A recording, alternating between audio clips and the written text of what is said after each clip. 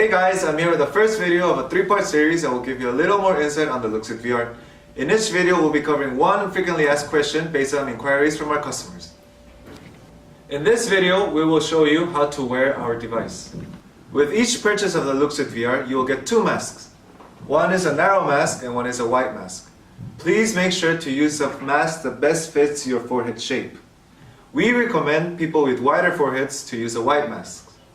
First, grab on the upper headband and press on the center of the backend dial and pull so that you can extend the headband to its maximum capacity. Make sure that your hair is not covering your forehead so that the EG sensors on the mask can completely touch your skin. Then, place the device on your head. Once placed, hold the headband and lower it. Then, hold the backend dial and turn it clockwise so that it tightens.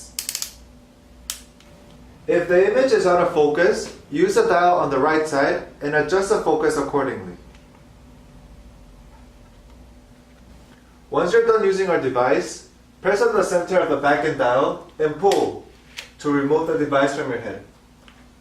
Thank you for watching the first video of our 3-part series. If you would like to see more videos, please click below.